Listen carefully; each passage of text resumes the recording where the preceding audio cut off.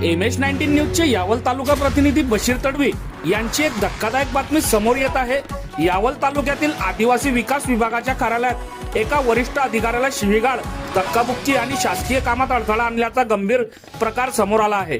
या प्रकरणी यावल पोलीस ठाण्यात तक्रार दाखल करण्यात आली असून पुढील तपास सुरू आहे। तक्रारीनुसार आदिवासी विकास विभागाचे प्रभारी सहाय्यक प्रकल्प अधिकारी जावेद इस्माईल तडवी यांनी यावल पोलीस ठाण्यात लेखी फिर्याद दिली आहे। फिर्यादीत नमूद केल्याप्रकरणी 23 जुलै रोजी फैजपूर येथील कार्यालयात असताना काही व्यक्ती अधिकाऱ्यांचा शोध घेत कार्यालयात आल्या। त्यानंतर यावल येथील प्रकल्प कार्यालयात संबंधितांनी येऊन अधिकाऱ्यांना शिवीगाळ करत गळा पकडून धक्काबुक्की केल्याचा आरोप करण्यात आला आहे। कार्यालयातील कर्मचाऱ्यांनी मध्यस्थी करत अधिकाऱ्यांची सुटका केल्याचेही तक्रारीत नमूद आहे। त्यानंतर 24 जुलै रोजी पुन्हा प्रकल्प कार्यालयाबाहेर संबंधितांनी अधिकाऱ्यांना अडवून शर्टची कॉलर पकडत दमदाटी केली। कार्यालयात घुसून मोठ्याने आरडाओरडा करत शासकीय कामात अडथळा निर्माण केला, तसेच कर्मचाऱ्यांनाही धमकवल्याचा आरोप फिर्यादीत करण्यात आला आहे।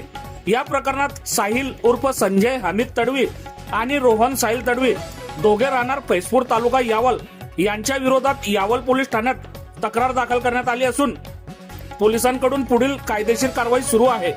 या प्रकरणात पोलिसांचा तपास सुरू असून तपासानंतरच नेमकी वस्तुस्थिती स्पष्ट होणार आहे।